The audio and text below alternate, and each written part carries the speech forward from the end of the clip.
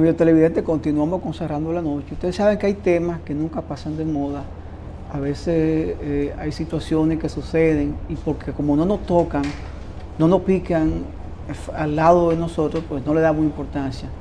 Pero cuando le toca a una familia sufrir la desaparición de una persona, saber el paradero, como hasta ahora hemos visto en los medios de comunicación, que hemos sido testigos de miles, de cientos de familias, pues tratando de localizar seres queridos que se han desaparecido, que se han perdido, que nadie sabe, y lo han buscado en la policía, en la Cruz Roja, en la Defensa Civil, en todas las clínicas y hospitales, y nadie ha dado con su paradero.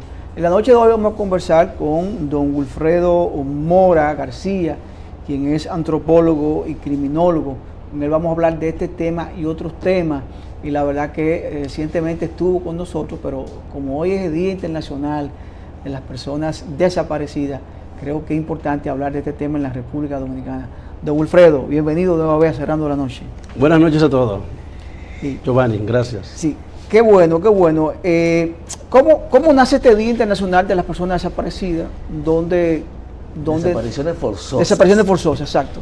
¿Dónde nace? Forzadas. ¿Cómo se crea? ¿Cuáles países integran pues esta agrupación, esta sombrilla que agrupa a todas estas naciones, que pues vigila, protege a las personas desaparecidas de forma forzosa? Bueno, pues en efecto, las Naciones Unidas en el año 2011, a través de su Comité de Derechos Humanos, pues ha seleccionado el 30 de agosto como el Día Internacional para la protección de todas las personas contra la desaparición forzada de personas. La desaparición forzada supone que las personas desaparecen de manera involuntaria y además desaparecen porque alguien no da cuenta de que tiene a una persona detenida o encarcelada y le quita la protección de la ley y por lo tanto pues por su propia cuenta pues decide desaparecer a las personas. La desaparición forzada en ningún sentido es automática, generalmente viene seguida de malas prácticas en el pasado a través de los llamados ejecución extrajudicial, tortura, secuestro político, cuando se trata, por ejemplo, de descalificar a algunas personas que en aquellos años, los años 70, había mucho furor y muchas dictaduras encaminadas. Entonces, pues, ya las Naciones Unidas pues, ha querido separar del resto de violaciones de derechos humanos este asunto de la desaparición forzada. Debería ser un día en que nosotros, pues, digamos cómo vamos en materia de la prevención del fenómeno, pero tardíamente creo que todavía no estamos del todo tan interesados, porque, bueno, entre otras razones no somos signatarios de la convención.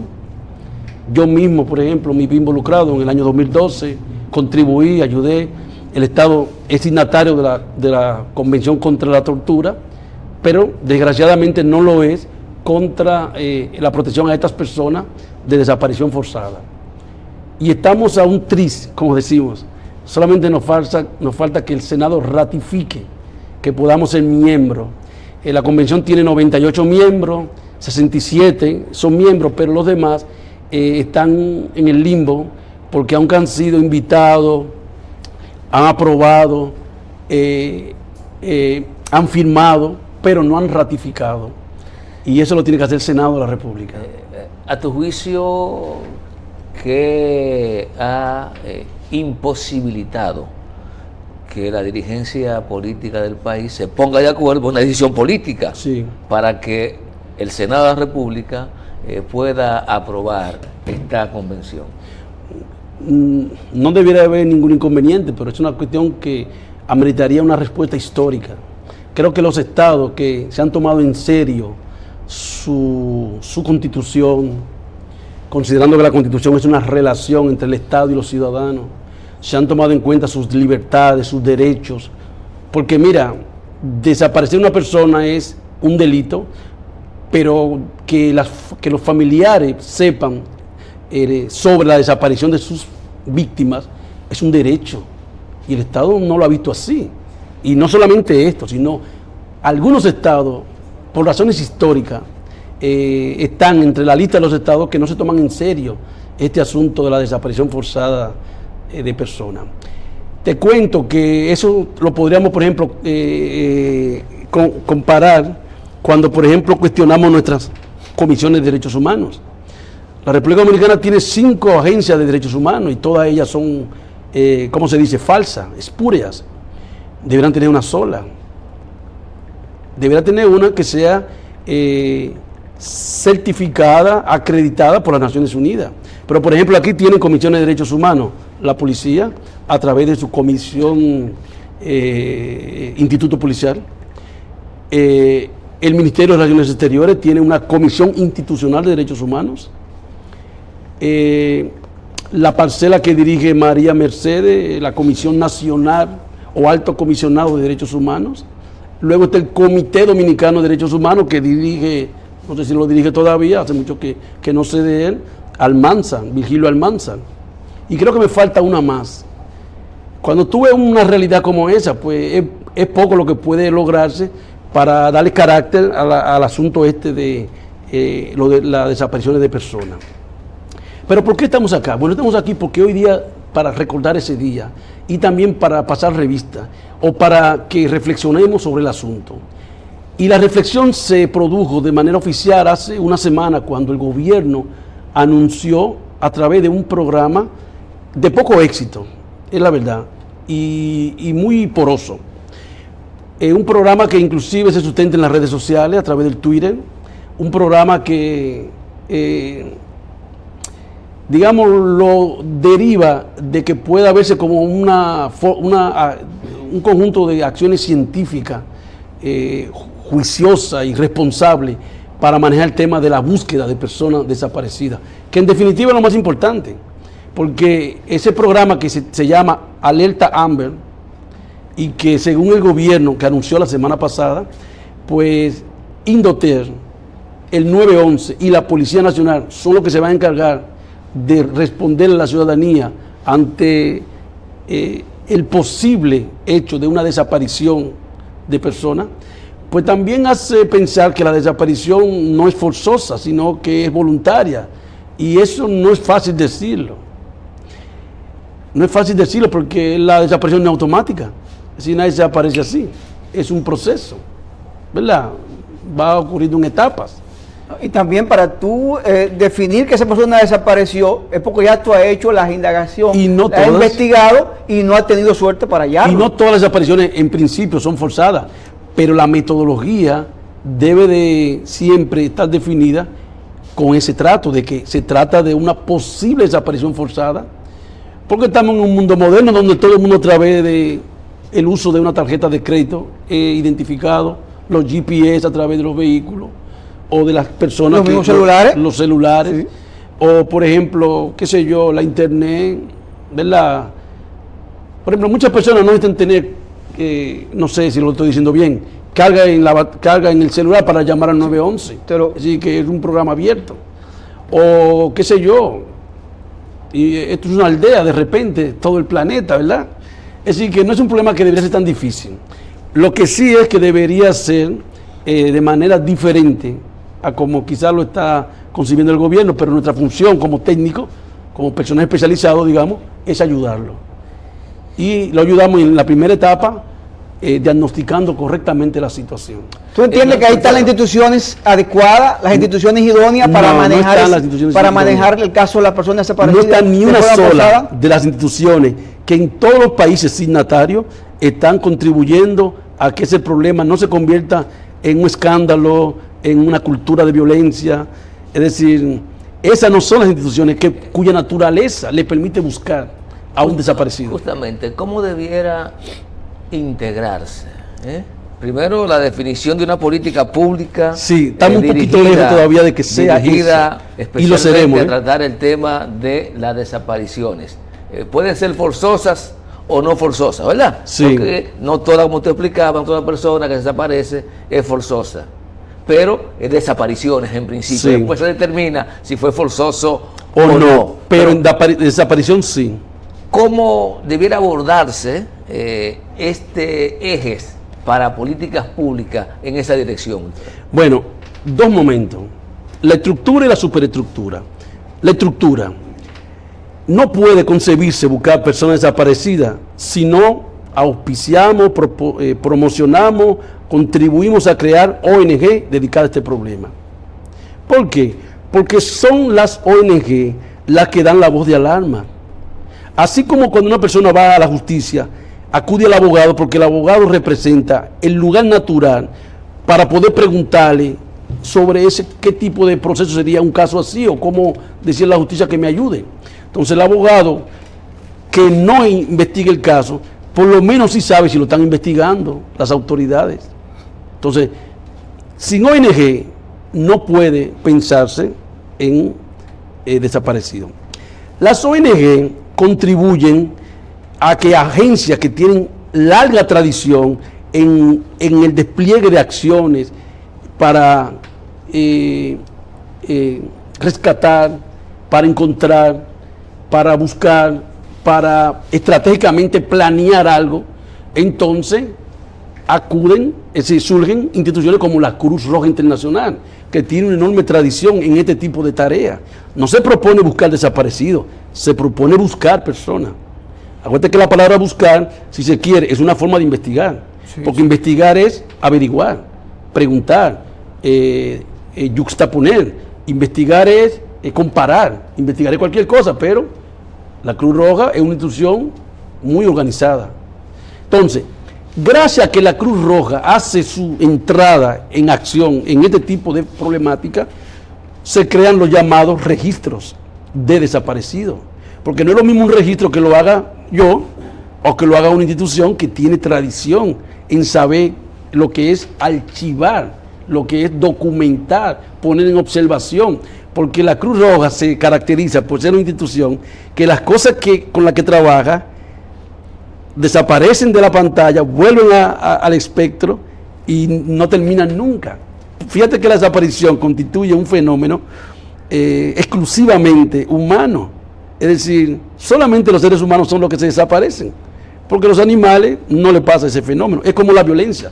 La violencia es un régimen humano, todo el mundo lo sabe.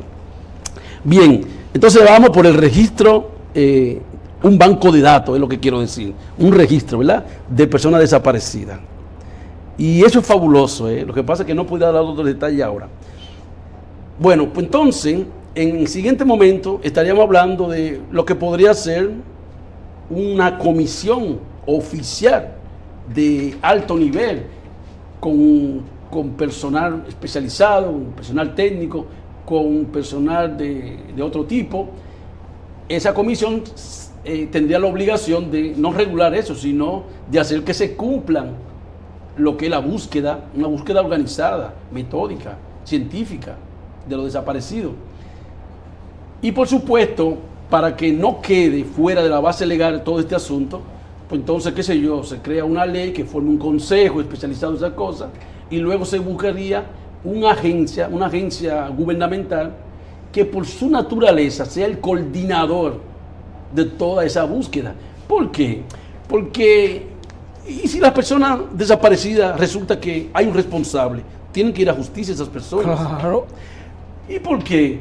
Porque la verdad es un derecho que está consagrado en la Corte Interamericana de Derechos Humanos. Yo tengo derecho a saber qué le pasó a mi desaparecido. Porque el desaparecido es un caso raro de muerto vivo. No está vivo, no está muerto, está desaparecido. Y hasta que el Estado no certifique esa muerte, no hay nada que hacer.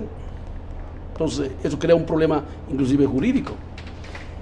Entonces, ¿cómo se investiga la desaparición forzada de personas? Bueno, pues esta Comisión de Derechos Humanos de las Naciones Unidas ha creado el Comité de Búsqueda de Personas Desaparecidas y también ha creado el equipo internacional multidisciplinario de quienes deben integrarlo, cómo se puede ir de un país a otro a colaborar en ese tipo de cosas. Por ejemplo, un caso muy concreto en el cual nosotros quizás estamos un poquito lejos de asimilarlo, el caso Camaño, el caso Narcisazo. Narcisazo cumple en los próximos meses 30 años desde aquel 26 de mayo del año 94, cuando se desapareció. Sin embargo, si tú miras la sentencia de la Corte Interamericana de Derechos Humanos, con sede en Costa Rica. El Estado Dominicano no ha declarado la muerte de Narcisazo, por lo tanto el caso está abierto. ¿Reabrir el caso Narcisazo? Sí. La Convención Interamericana Internacional sobre Desapariciones Forzadas tiene listo un equipo en alguna parte, listo para venir aquí a reabrir el caso. Lo que pasa es que como no somos signatarios de esa convención, como no podemos participar en las reuniones anuales de esa convención, como el Estado Dominicano está tratando de buscarlo por sí solo, ignorando que existe una agencia internacional con mayor experiencia, con presupuesto, con personas muy sabias para esta tarea, pues entonces está tomando una decisión incorrecta, estratégicamente incorrecta. Pero te pregunté al inicio porque las cosas no se dan por generación espontánea siempre. No. Entonces, tiene que haber alguna razón que haya impedido, aparte que tú puedes decir, bueno, no tienen interés, pero ¿por qué no tienen interés? Wow. Que el país no haya ratificado, y sobre todo porque el caso Narcisazo fue a la Corte Interamericana. Fue, claro, todos estuvimos pendientes de eso. Pero fíjate, yo creo que esa pregunta 2 veces ya me has hecho. Claro. Yo quizá no puedo decir, la respuesta es que no sé. Y si sé, la respuesta es que nuestros políticos no son verdaderos profesionales, porque esos son los temas que tienen que debatirse en la democracia de hoy. Te enuncio un concepto que ya casi no oigo, y son los llamados los muertos de la democracia. Por ejemplo, ¿cuántas personas murieron en el régimen de Balaguer? Por violencia política se desaparecieron muchas personas. En el año 66 se creó el Comité Dominicano de Personas Presas, Muertas y Desaparecidas, luego de la revuelta de abril. ¿Dónde está ese comité? Feneció, no tenía más opción. Nuestros políticos no contaron bien la historia en lo que pasó en la guerra de abril. ¿Tú ves? Entonces nuestros políticos han ido degradándose de tal manera que no podemos esperar a que entiendan problemas de esta naturaleza, de esta urgencia. Puede subyacer el tema de que no haya interés, Sí. no haya interés para que esos casos puedan investigarse, incluyendo lo de los 12 años que tú haces referencia, Sí. incluyendo lo de 10 años en el caso de Narcisazo, que hay que establecer 30 años de responsabilidades. El Estado tiene que establecer de alguna manera, esa es su responsabilidad. Bueno, por el caso en que está, nunca debió parar. Bueno, nunca debió investigarse de otra manera. Pero bueno, eso no importa. Lo importante es